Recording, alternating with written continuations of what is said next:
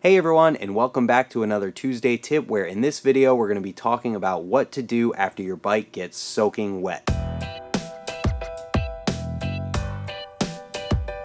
So recently I was on vacation and riding my bike on a beach, and we ended up getting pretty far away from where we were staying at, and then it started to rain and we had to ride 2 miles back to where we were staying in the rain, and the bikes got completely soaking wet. So I thought this would be a perfect opportunity to talk about what you need to do to your bike after it gets completely soaking wet for whatever the reason might be. And to do that, we're going to talk about things on a scale of how much you actually care about your bike and what happens to it after it gets completely soaking wet. The obvious first step on this scale is that you don't care whatsoever and you're just going to let your bike air dry.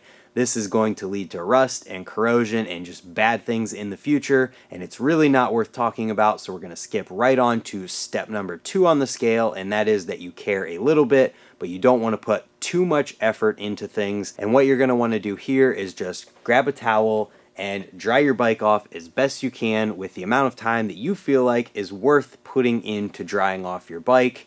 It's probably still going to rust a little bit, but chances are you're going to be okay.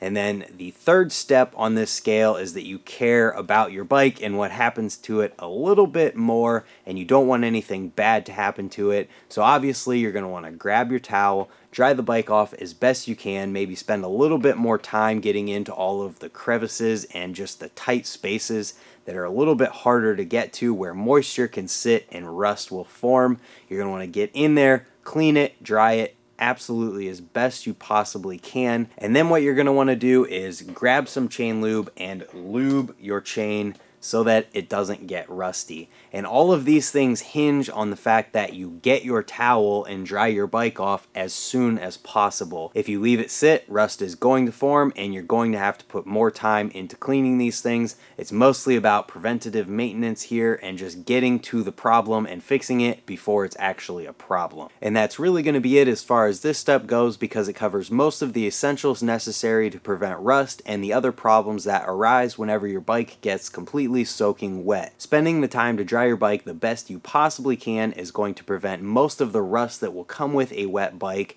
and sealed bearings all around your bike are going to prevent water from getting into your bearings.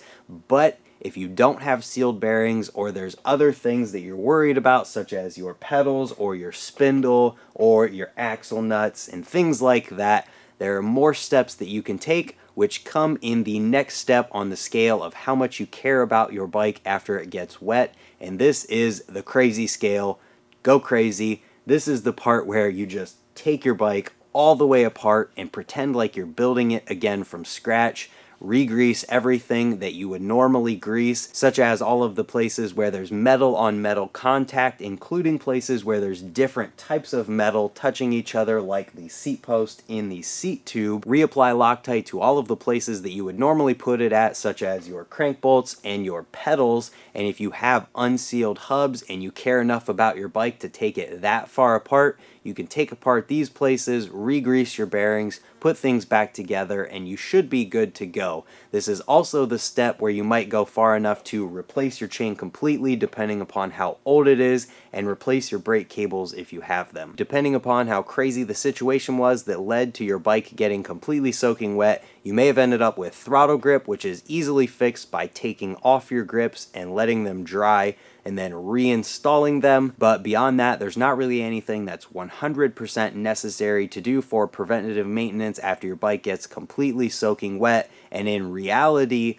most of the things that I've talked about in this step, such as completely taking apart your bike and rebuilding it, are a bit overkill and not necessary whenever your bike gets wet. You really just need to take a towel and take some time to dry it and get all of the water possible off of your bike, and lube up your chain with some chain lube. The only other things from this step that I would personally do or recommend doing are maybe taking your pedals off, because it's very easy for your pedal to get seized to your crank arm, and loosening your axle nuts and just making sure that all of the moisture is out of there, because you don't want your axle or axle nuts to get rusted onto your axle. Other than that, and if you have brakes, the only other thing that I would do is put lubrication in your cables, because chances are moisture got in there and took out all of the lubrication that you had in there in the first place.